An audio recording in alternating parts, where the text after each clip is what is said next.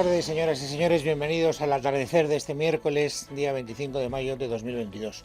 Estoy seguro de que ninguno de ustedes se sorprenderá si les digo, si les recuerdo, si manifiesto mi humilde opinión de que tenemos un gobierno en España que hace cualquier cosa, casi cualquier cosa, para mantenerse en el poder y para poder seguir teniendo el apoyo de los socios que tiene, que son los que él ha elegido. Es verdad que no tenía mucho donde escoger, pero él los ha elegido. Y son socios independentistas que no parece que comulguen mucho con la idea del Estado. Y esto obliga a que de vez en cuando el gobierno tenga que hacer algunas piruetas que son muy difíciles de entender. Saben que el día 1 de junio, es decir, a la vuelta de la esquina, había la obligatoriedad de cumplir una sentencia que había dictado el Tribunal Superior de Justicia de Cataluña y que había ratificado el Tribunal Supremo para que en Cataluña se pudiera estudiar de manera efectiva como lengua vehicular en catalán o en castellano, y decía la sentencia que en ninguno de los dos casos se podría tener una enseñanza inferior al 25%.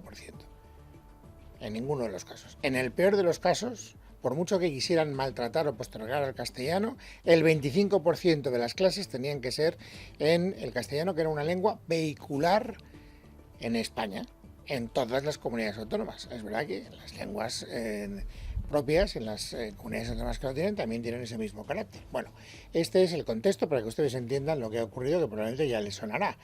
El Parlamento de Cataluña estaba tratando, sobre todo una parte impulsada por Esquerra, primero con la renuencia de Junts y también del PSC, pero luego han llegado a un acuerdo los cuatro partidos que de alguna manera comparten el pan y la sal en Cataluña y también en la gobernabilidad de Sánchez, que son Esquerra Republicana de Cataluña, Junts per Catalunya, Podemos y el PSC. Y esos cuatro grupos en Cataluña aprueban una ley, una reforma legal que va a entrar en breve en vigor, en virtud de la cual se establece el catalán como lengua propia de Cataluña y se determina que es la normalmente utilizada como lengua vehicular y de aprendizaje en el sistema educativo. El catalán, pero desaparece el castellano como lengua vehicular y al castellano se le otorga el papel de lengua curricular. Es decir, que el castellano, cuando esta ley impulsada por el gobierno catalán entre en vigor, pasará a ser lo mismo que el inglés o el francés, una lengua curricular. Uno estudia español, como puede estudiar otro idioma, ya digo, el inglés o el francés. Y este acuerdo, naturalmente, a todas las personas que defienden la Constitución, porque la sentencia del Tribunal Superior de Justicia de Cataluña, del Supremo, se fundamenta en lo que dice la legalidad vigente, pues le ha producido un escarnio no pequeño y además fácilmente, reconocible. Esta mañana ha habido sesión de control y la oposición, el Partido Popular, le ha preguntado a la ministra de Educación a propósito. La pregunta es clara, la respuesta en absoluto. En el día de ayer, mientras cientos de familias en Cataluña, verdaderos héroes, acuden a los tribunales para defender sus derechos, sus compañeros del PSC firmaron un acuerdo para que el castellano no sea lengua de aprendizaje en las aulas catalanas. ¿Y sabe lo que contestó ayer su departamento, señora ministra? Nosotros no tenemos nada que decir sobre esta cuestión, que usted no tiene nada que decir ante el incumplimiento de la ley. Dejen este discurso tan destructivo, porque para ustedes, efectivamente, las lenguas oficiales de este país son un problema. Son un problema en Cataluña, son un problema en la Comunidad Valenciana, son un problema en Euskadi, son un problema en Baleares. Es curioso que en el único sitio donde no son un problema sea en Galicia, que es la única comunidad autónoma donde ustedes están gobernando. ¿Ven ustedes que haya ido al fondo de la cuestión, al fondo de la pregunta? ¿Qué le parece al Ministerio de Educación que desaparezca el castellano como lengua vehicular en una comunidad autónoma y que se le otorgue el papel de lengua curricular? ¿Hay respuesta a esa pregunta? En absoluto. Y luego en los pasillos la señora Alegría ha dicho que bueno, que esto es fruto de un consenso de las fuerzas catalanas y que el diálogo está muy bien y que para qué se va a meter en más jaleo. Esto es todo lo que tiene que decir el gobierno de España. Quien sí que ha hablado, pero más le valdría no haberlo hecho, es el primer secretario del Partido Socialista de Cataluña, que fue miembro del gobierno en el peor momento de la pandemia, Salvador Illa, que dejó el gobierno y que ahora está el hombre tratando de ganarse el pan liderando el PSC en el Parlamento de Cataluña. Y esta mañana ha estado en Onda Cero y le ha entrevistado Carlos Alsina, una vez más, una estupenda entrevista, donde hemos visto a Salvador Illa navegando como yo hacía mucho tiempo que no veía navegar y naufragar, las dos cosas, a un político. Un fragmento de la conversación. A mi modo de ver, y tal como yo lo interpreto, y tal como lo interpreta mi grupo, esto otorga al castellano carácter de lengua vehicular, de lengua de aprendizaje, de lengua curricular, ¿no? Pero si usted me dice, ¿usted hubiera preferido la expresión lengua vehicular? Pues sí, la hubiera preferido, pero la ley no la tengo que apoyar solamente yo, sino otros grupos, y el punto de consenso ha estado en la expresión lengua vehicular. Sí, pero la expresión lengua vehicular es la que apareció en la Ley Wert de Educación y fue corregida para eliminarla precisamente por el gobierno al que usted pertenecía cuando era ministra la señora Celaá, ¿no? Sí, mire, hay mucha gente muy interesada en debates muy nominalistas. Yo estoy más interesado en debates de contenidos. Ya, y el hombre no tenía respuesta para esa pregunta. No tenía respuesta para esa pregunta ni para otras muchas que le ha hecho el propio Alsina. Es decir, al final, no, mire usted, da igual lo que digan los independentistas, da igual lo que digan unos, como yo puedo interpretar un concepto como me dé la gana, le digo a usted que aunque hubiera preferido que se hablara del castellano como lengua vehicular, me basta con que se hable como lengua curricular, porque en el fondo es lo mismo que vehicular. Eso es lo que dice ella, eso es lo que le acabamos de escuchar. Y esta es toda la explicación que tiene que dar el Partido Socialista de Cataluña. Bueno, luego entraremos en el fondo de la cuestión a partir de 1:30 y hablaremos con los expertos en cuestiones jurídicas en la Sociedad Civil Catalana, así se llama la asociación, a la que vamos a entrevistar después, porque aquí la gran cuestión es, bueno, esta especie de subterfugio legal que se ha sacado de la manga el Parlamento catalán, ¿va a evitar que el 1 de junio entre en vigor la sentencia del Tribunal Superior de Justicia de Cataluña, sí o no? Y sobre esto hay cierta controversia y trataré de aclararlo un poco más tarde. Políticamente, por supuesto, lo que ha dicho la oposición, lo hemos escuchado en la sesión de control, es lo que ha dicho fuera de la sesión de control, porque él no es todavía parlamentario, es decir, no es miembro del Congreso de los Diputados, el señor Feijóo. En un tono suave, es verdad, no en un tono especialmente vehemente, él ha querido dar la opinión de su partido a propósito de este dislate.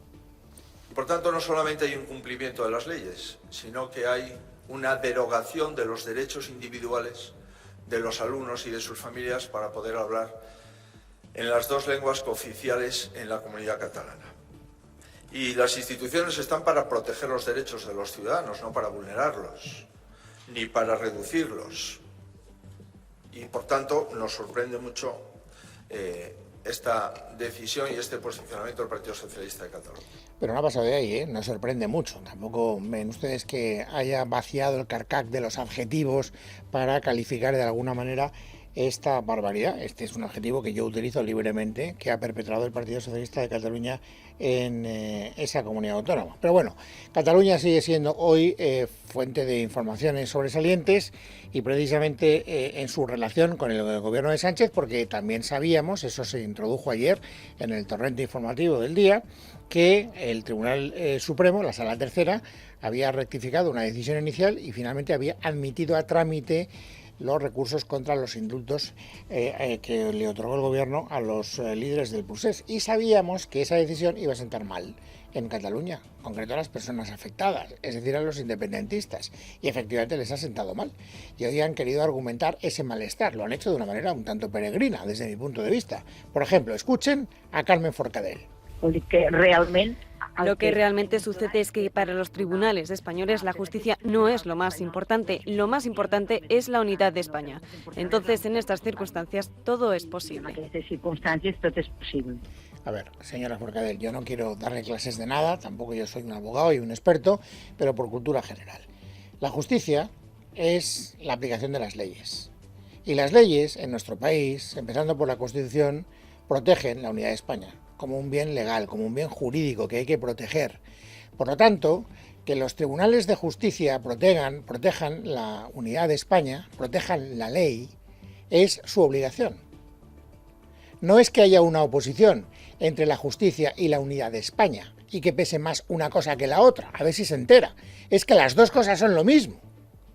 No parece que lo tengan muy claro los independentistas catalanes, y yo creo que esta reacción de Carme Forcadell lo deja meridianamente claro.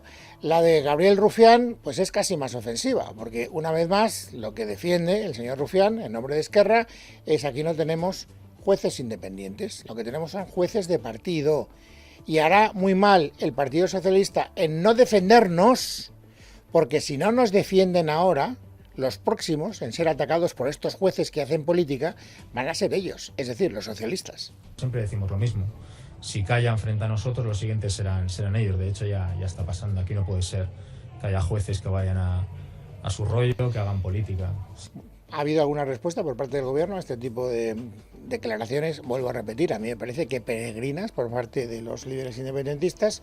Sí, ha hablado Bolaños. ¿Para decir qué?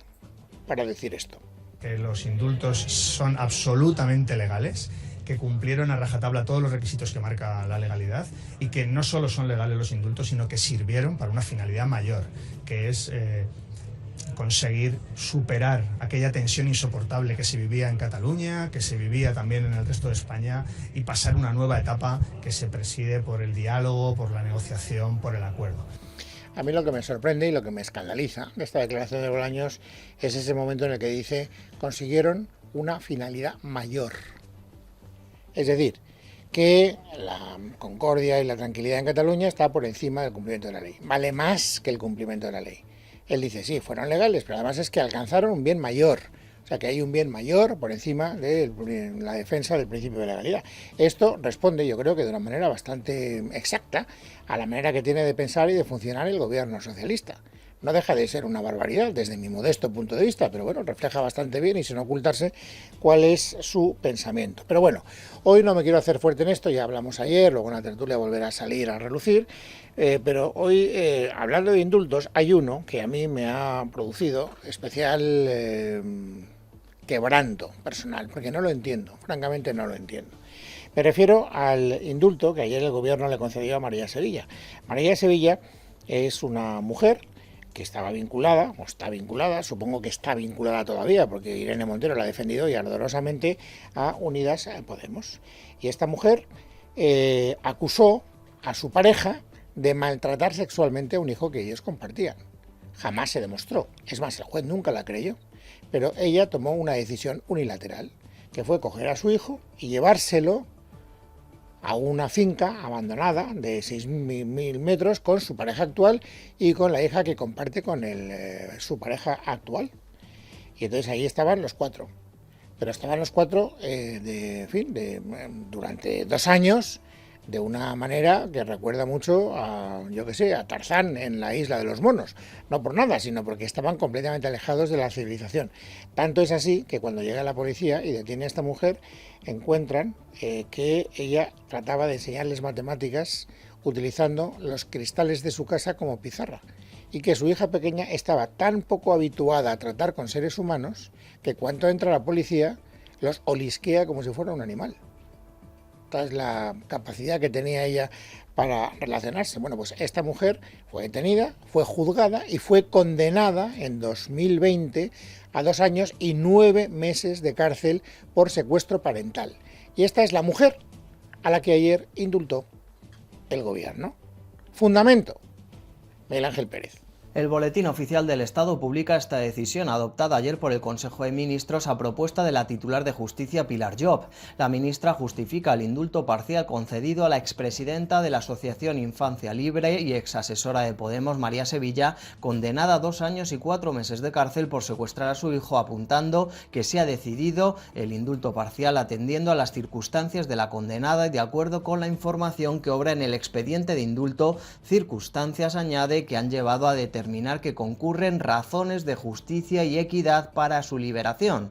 La condenada no deberá, por tanto, volver a prisión y podrá seguir viendo a su hijo. Recordamos que la Fiscalía apoyó la concesión del indulto parcial a María Sevilla, aunque advertía en su informe que no se objetivaba por parte de la penada un arrepentimiento, destacaba su contumacia en impedir la relación entre padre e hijo y en desoír las resoluciones judiciales, y añadía también el Ministerio Público en su informe que a raíz de estos hechos parecía que en la sociedad civil se estaban alentando campañas similares. Bueno, vuelvo a repetir que esta mujer fue condenada después de haber sido juzgada. y detenida y por lo tanto investigada, que en ningún momento afloró la denuncia o se pudo demostrar nada que tuviera relación con la verdad en relación a la denuncia que ella interpuso a su expareja de que maltrataba sexualmente a su hijo de 11 años. Nunca se pudo saber, nunca se demostró, los jueces no la creyeron y de hecho la condenaron por secuestro. Bien, pues con esos antecedentes, en ese contexto, hoy Irene Montero ha saludado el indulto del gobierno de esta manera. Que los maltratadores no pueden asesinar a sus hijos e hijas, que no pueden vulnerar los derechos de esas mujeres y, por tanto, que somos capaces de proteger de forma efectiva a las madres protectoras. En este caso le debíamos ese indulto parcial a María Sevilla y creo que es otra nueva victoria de las feministas, porque cuando en este país ninguna institución y ninguna política pública respaldaba a las madres protectoras, sí que había mujeres, pocas, cada vez más, defendiendo a todas las madres que se están defendiendo a sí mismas y también a sus hijos e hijas frente a la violencia machista. Es decir, me da exactamente igual que la justicia no haya encontrado ningún fundamento de veracidad en la denuncia contra la expareja de esta mujer que se llama Rafael Marcos Iglesias. Yo la creo a ella, a pesar de que haya sido condenada por secuestro parental, a pesar de que durante 2 años lo haya tenido retirado de la circulación y de la civilización, a pesar de que estaba maleducado en el sentido literal del término, porque no iba al colegio, a pesar de que no estaba contento con su madre, a pesar de eso, a pesar de que la víctima es el niño, yo, ministra del Gobierno, como soy feminista, creo el testimonio de la mujer, contra toda evidencia. Y aplaudo el hecho de que la haya secuestrado, es decir, que haya vulnerado la ley, que haya maltratado a un ser humano, porque eso la convierte en madre protectora. A mí, francamente, se lo digo con toda franqueza, no, me cuesta tanto entender lo que no lo entiendo. De verdad, lo he intentado ver desde todos los puntos de vista, digo, a ver si es que se me escapa algún ángulo. Algo tendrá esta historia para que se pueda defender de esta manera. Y les puedo asegurar que hablo con toda la buena fe de la que soy capaz de generar. No he encontrado ningún ángulo que justifique esta declaración tan verdaderamente aberrante desde mi punto de vista. En esta casa han entrevistado a Rafael Marcos Iglesias. Lo ha hecho Juan Pablo Polvorinos en el informativo de las 2:30 de la tarde. Rafael Marcos Iglesias, se lo recuerdo, es el padre del chaval que estuvo secuestrado por su madre durante 2 años. Y a él le sorprende, todavía mucho más que a mí, es lógico, que Irene Montero se haya referido a María Sevilla como madre protectora. No sé dónde ve ella a una madre protectora, no sé dónde lo ve, y eso es lo que me gustaría preguntarle, y que me mirase a la cara y tuviese las narices de decirme a mí que mi hijo está mejor con ella que conmigo. Bueno, y aquí lo fundamental es preguntarle al niño, ¿no? Es decir, bueno, oye, que ahora el indulto va a permitir que tú vuelvas con tu madre, que tu madre tenga también la patria potestad y que por tanto vayas a relacionarte con ella como si nada hubiera ocurrido. ¿Cómo está el niño? ¿Está contento? ¿Le produce alegría esa noticia? Eso es lo que le ha preguntado Juan Pablo al padre. De lo que hemos venido hablando, pues gracia no le va a hacer, porque la última vez que estuvo con ella, pues él dejó de que no quiso verla. Entonces, resulta que no le va a hacer mucha gracia, la verdad. Bueno, esta es una historia que a mí me duele especialmente, pero no puedo detenerme mucho en ella porque todavía tengo muchas cosas que contarles. Así que despacito y buena letra, porque si no me turullaré más de lo habitual, que es cada vez más complicado ese récord de batir.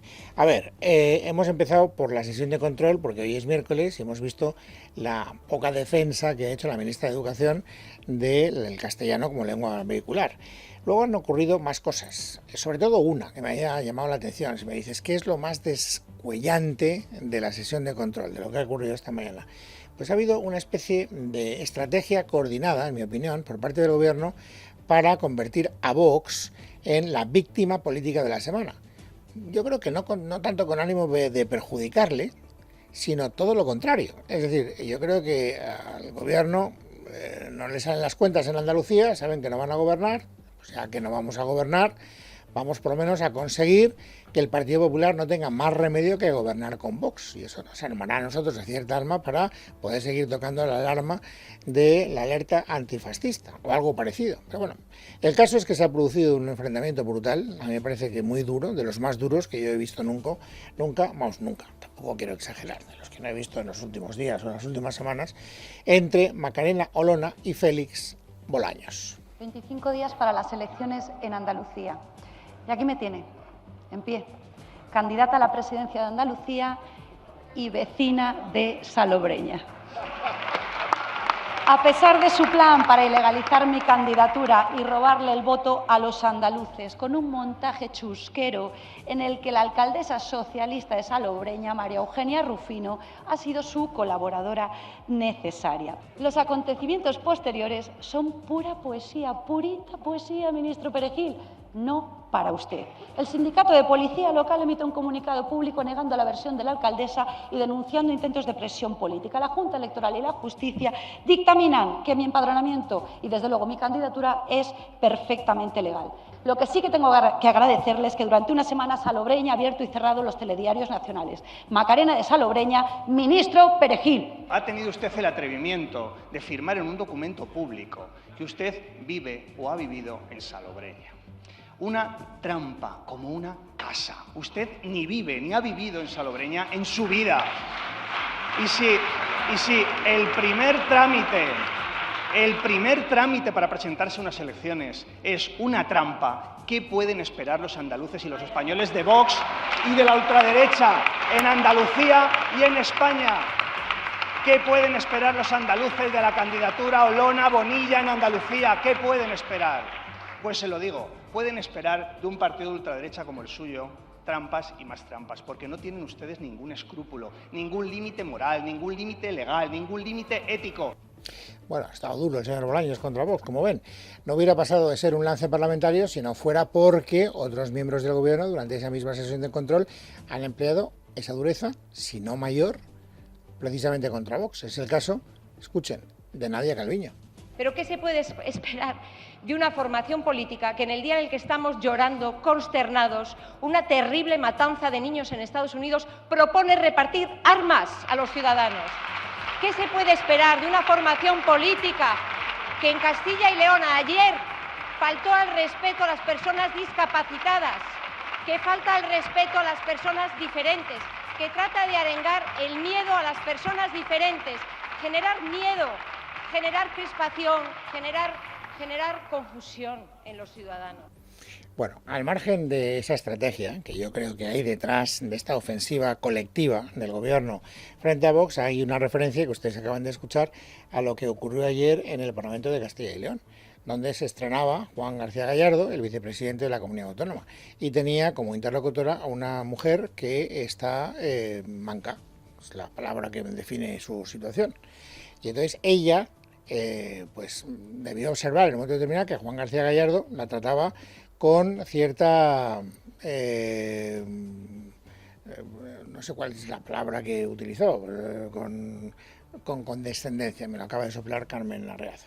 Y entonces él le dijo en un momento determinado, no, yo no la trato con condescendencia, la voy a tratar como una persona normal.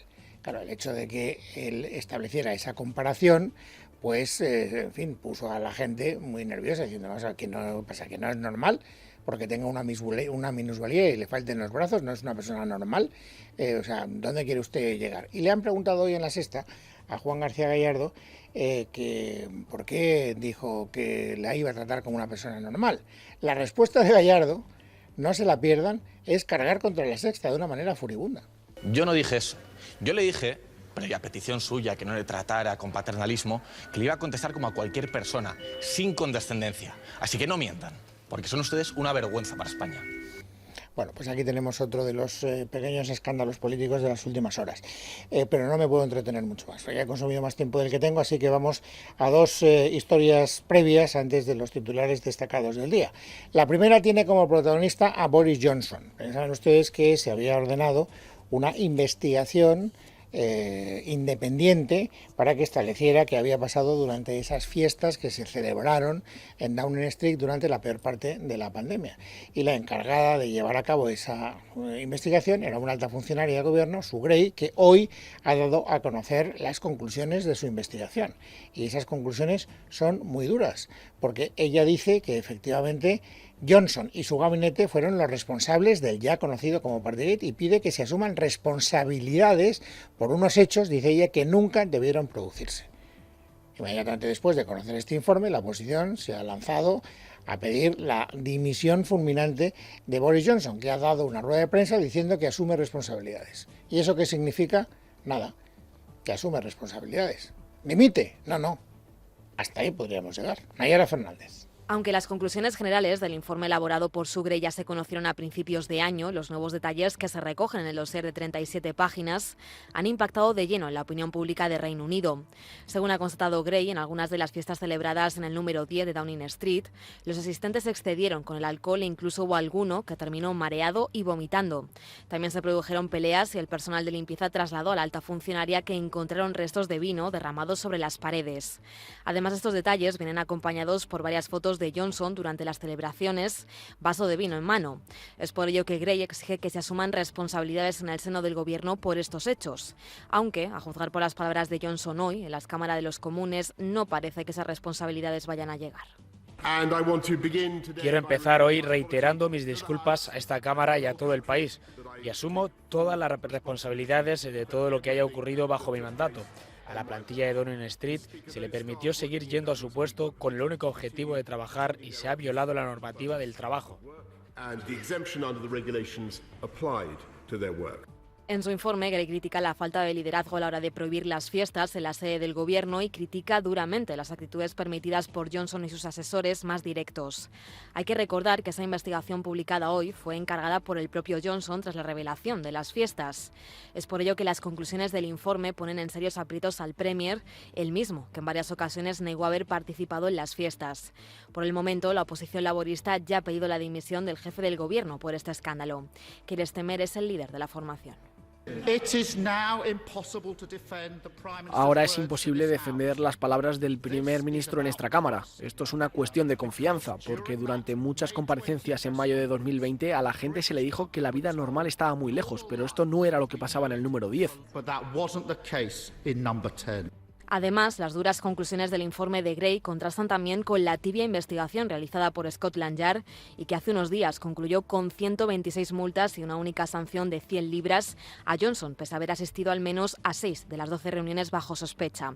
Y por cierto que en 15 minutos está prevista la comparecencia del primer ministro frente a su residencia oficial, en la que se espera que den más explicaciones sobre este asunto. Y naturalmente, un día más tenemos que ocuparnos de lo que está ocurriendo en Ucrania. Verónica Jorro. Es la mayor ofensiva en Europa desde la Segunda Guerra Mundial, así describe Ucrania el avance que las tropas rusas están llevando a cabo estos días en el Donbass. La guerra en el este del país ha entrado en su fase más activa con la toma por parte de Moscú de 3 ciudades en las regiones orientales de Donetsk y Lugansk. Allí el ejército ruso habría matado este martes a al menos 14 civiles según Kiev. Con la invasión rusa entrando ya en su 4.º mes, la intención de Moscú no es otra que la de seguir combatiendo el tiempo que haga falta hasta lograr todos los objetivos fijados por Vladimir Putin. El propio ministro de Defensa, Sergei Shoigu, era el encargado de confirmarlo. Continuamos la operación militar especial hasta que se alcancen todos los objetivos, dice Shoigu, independientemente de la enorme ayuda occidental al régimen de Kiev y de la presión de las sanciones sin precedentes. Uno de esos objetivos ya logrados ha sido la toma de la ciudad portuaria de Mariupol en el sur, donde Rusia asegura haber terminado de retirar las minas. Por cierto, que el Parlamento ruso ha aprobado hoy una reforma que elimina el límite de edad para quienes quieran ingresar en las Fuerzas Armadas, una iniciativa que se entroncaría con el aparente interés de Moscú en aumentar su personal militar en caso de que fuese necesario por la evolución de la ofensiva en Ucrania. El gobierno ruso ha negado carencias de efectivos en Ucrania, a pesar de que los analistas coinciden en que el conflicto no está yendo como esperaba Moscú y de que se ha autorizado incluso el reclutamiento de combatientes de Oriente Próximo. Las autoridades de Rusia no han dado un balance claro de bajas, mientras que las ucranianas estiman casi en 30.000 los fallecidos en el bando ruso. Sobre el 6º paquete de sanciones ha hablado hoy el presidente del Consejo Europeo, Charles Michel, que ha confiado en que sea aprobado antes de la cumbre de los jefes de Estado y de Gobierno este lunes un 6º paquete que incluye el veto al crudo ruso. No es fácil, es difícil, sí es difícil, pero no tiramos la toalla y trabajamos mucho y espero que podamos otra vez mostrar que estamos unidos y ese Consejo Europeo del lunes es un momento importante para mostrar esa unidad, ha afirmado Michel, que también ha reconocido que cortar las importaciones de petróleo ruso conlleva una transición difícil en la que hay que proteger la economía y la cohesión social europea. Y además, hoy han arrancado en Ankara las negociaciones de Suecia y Finlandia para convencer a Turquía de retirar su veto al ingreso de los dos países países nórdicos en la OTAN. El principal argumento del mandatario turco, Recep Tayyip Erdogan, de mantener ese veto es que acusa a ambas naciones escandinavas de apoyar el terrorismo. En concreto, les reprocha permitir manifestaciones del Partido de Trabajadores del Kurdistán, al que considera organización terrorista, de no extraditar a supuestos miembros de esa organización y de restringir las exportaciones de armamento a Turquía en reacción a las operaciones militares turcas en Siria. Bueno, hoy es miércoles 25 de mayo de 2022. Vamos, amigos, a completar el paisaje informativo sobresaliente del día. Carmen Arreaza, buenas tardes. Buenas tardes, Luis. Comenzamos en Estados Unidos, en Uvalde, en el estado de Texas, donde anoche un hombre de 18 años mató a 19 niños y 2 profesores en un tiroteo con un fusil de asalto en una escuela de primaria. El joven fue abatido por la policía, que ahora investiga las posibles causas. Leticia Barquín, buenas tardes. Buenas tardes. Se trata de la mayor masacre desde 2012. Con este ya son 215 tiroteos masivos en lo que va de 2022 en Estados Unidos, con una media semanal de 10. El secretario general de Naciones Unidas, Antonio Guterres, ha lamentado el atroz ataque armado y ha indicado que es descorazonador que la mayoría de las víctimas sean niños. Por su parte, el presidente Joe Biden ha señalado que es hora de actuar. Es hora de convertir este dolor en acción por todos los padres. Ha continuado, además de preguntarse cuándo vamos a hacer frente al lobby de las armas. Varios heridos han sido trasladados a hospitales regionales, algunos en estado grave, por lo que el balance de muertos podría aumentar.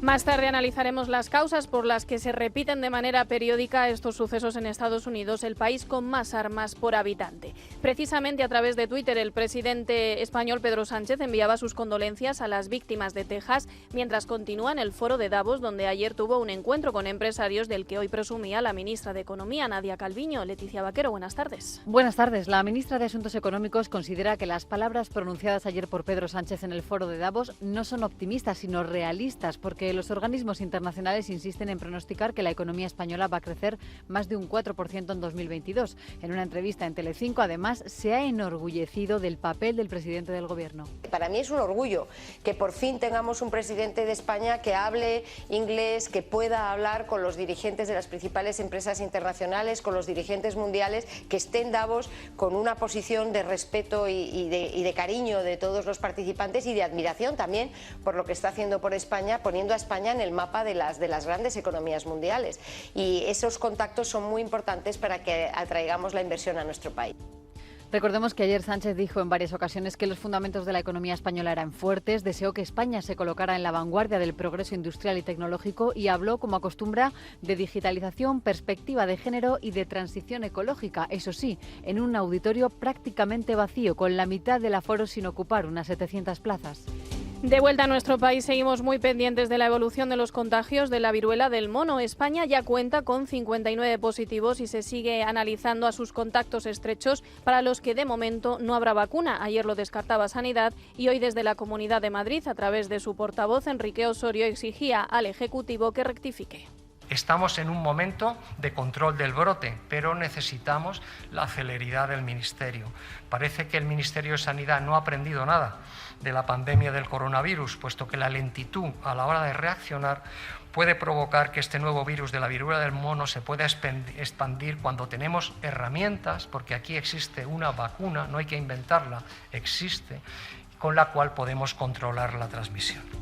Y la Fiscalía de Tarrasa en Barcelona ha abierto una investigación para determinar si se ha cometido algún delito penal en territorio español en relación al asesinato en Pakistán de 2 hermanas vecinas de esta localidad casadas con sus primos. Javier García. Sí, además han confesado que se trata de un crimen de honor. La policía pakistaní ha constatado que una vez allí, las jóvenes fueron conminadas a regresar a España con sus maridos con el pretexto de que eso les facilitaría a estos obtener los visados para poder emigrar.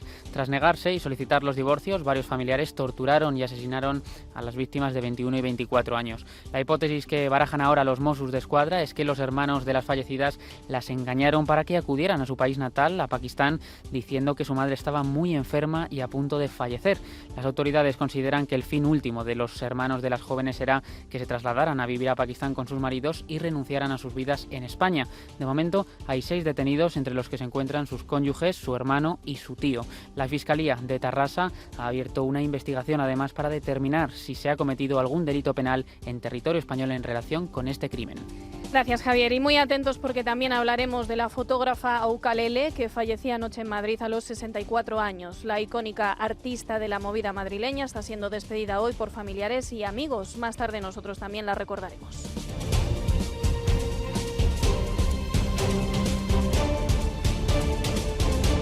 En casa de Herrero, Es Radio.